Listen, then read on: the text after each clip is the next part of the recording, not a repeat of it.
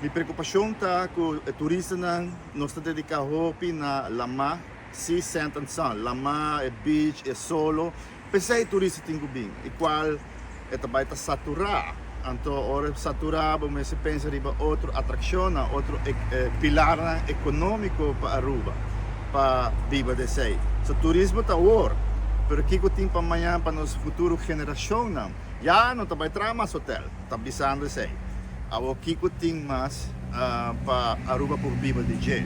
Nós chegamos papia de lago, refineria, etc.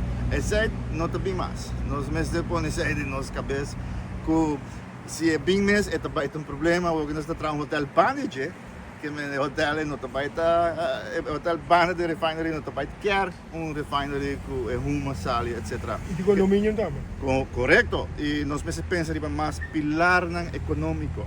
Isso é muito importante. E mais estúdio. Meu estúdio está com me mostrar modelo, blueprint, com nossa plana e desenhar atração turística. Minha reparada em Willa, minha estrada, na coi casa, na trechando, etc. É bonita. Ok? Tem bom começo de esse.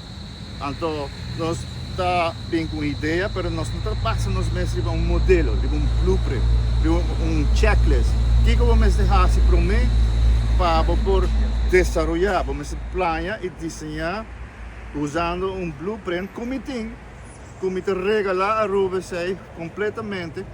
Então você tem passo na que tem que tomar para planear e desenhar para mim que vou pôr para minha perda a direito lugar. Tipo 13 em de antes que tá gente atual que tá acta, mas em janan de aricog é não tem atração.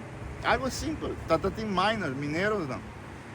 Ok, nada pinta de cueva na antes, right? Vou pinta cara de, que nem vou passar hópicos de parque nacional que também é parte cultural. Me estou falando de pilar econômico. Com nós me se pensa de budget, com nota lama solo e beach. Yeah. Ok, então outro tá a location na onda. Na onda nós estamos dedicando nos meses na Aruba. Passou vai entrar um hotel na San Nicolás. Ok, passe San Nicolás contento. Ok.